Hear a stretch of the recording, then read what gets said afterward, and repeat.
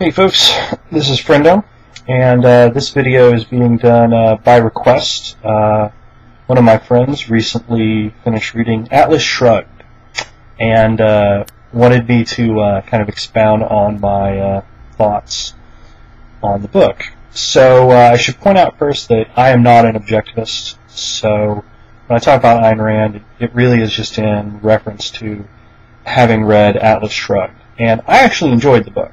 I would not recommend it to everyone. It's not a book for everyone.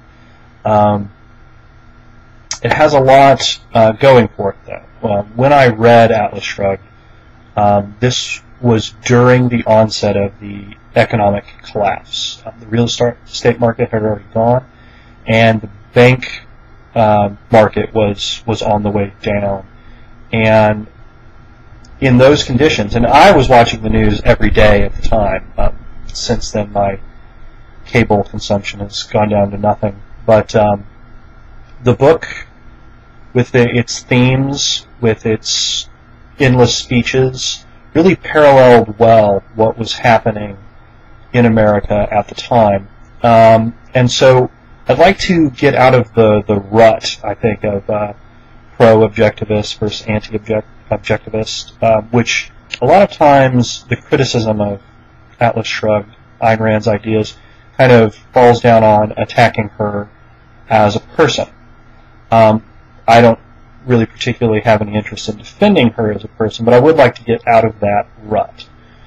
Now, I think the most important thing, the single most important point in criticism of Atlas Shrugged, of Ayn Rand's ideas, is to understand that what she means when she says capitalism is not the corporate world that we currently live in.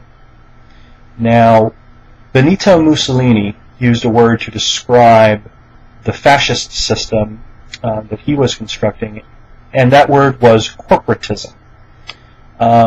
He said it's better to describe the system of government he was bringing about as corporatism, that the interests of the corporation, the interests of private business, become aligned with that of the state, and the corporation becomes a tool of political policy. And that really is what Ayn Rand is looking at when she describes capitalism as being a pure ideal. It's very simply laissez-faire kind of ideology. But the contention that she makes, that I think plays out pretty accurately, is that conflating corporate interests with political interests is a dangerous policy mix. And that is really what is happening in Atlas Shrugged. The plot of the story is that political interests work contrary to the interests of private enterprise. And that's what plays out kind of apocalyptically through Atlas Shrugged. That by removing the producers, by removing the people who make the products, who really have the ideas that drive industry from the equation, all you're left with is political parasites. So it's important to point out that the characters in Atlas Shrugged are industrialists. That is, they very directly produce things. Now, there's a lot of time in the novel devoted to the concept that philosophers or artists or musicians, people who aren't necessarily industrialists, still contribute, still have things of value. And that is very much a part of the capitalist ideal that, if I value something that you've done, I pay you for it. By having that exchange of money, that having that compensation, I thereby subsidize you to continue your art. But it is by having the state aggregate resources and then subsidize people based on what the character Francisco de Anconia calls the tyranny of pull. That simply because, as part of the political system, I have deemed that you are worthy receiving the support of everyone's money, that the system becomes corrupted, that eventually it leads up to the point where you're just taking from people who produce in order to give to people who don't. So those all touch on pretty complicated issues that touch on people's values.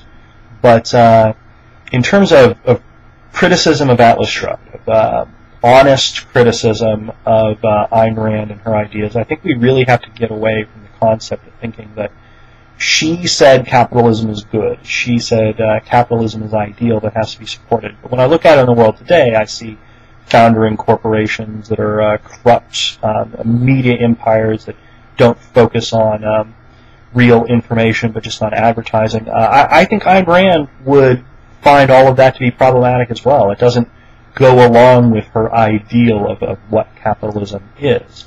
She would say to you, yeah, when you look at these companies like Enron, Fannie Mae and Freddie Mac, what you had were companies that had completely lost the ideal of the profit motive.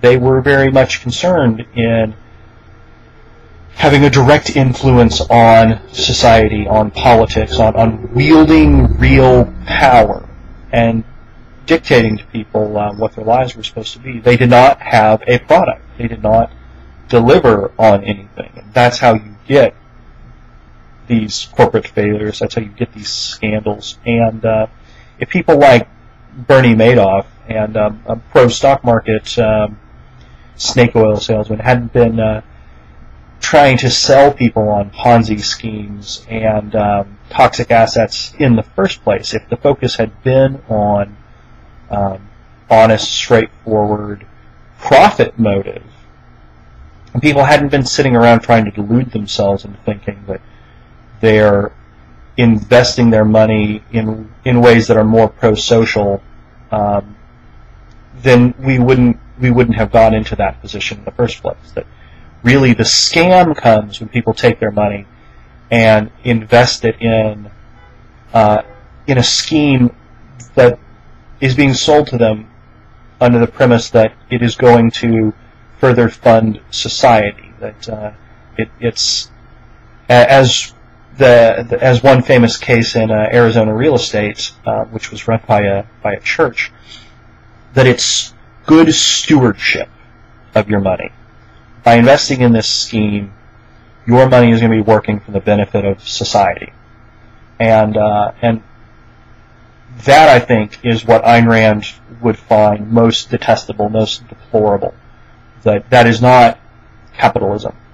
And the failure of the American corporate structure does not represent the failure of capitalism, but rather it goes along with the scenario presented in Atlas Shrugged, that by elevating the social good above the motive of profit, you destroy the reliability of the system. So, Kierkegaard, there's the analysis. I hope that you enjoy seeing this video, and for anyone else out there, I hope you find the topic of discussion stimulating. And for anyone who's willing to invest the probably about 9 months that it takes to read Atlas Shrugged, I do recommend the book. If not, you can check out the Cliff Notes or the wiki article. So that's it for now. I'm Friendo, and you all take care.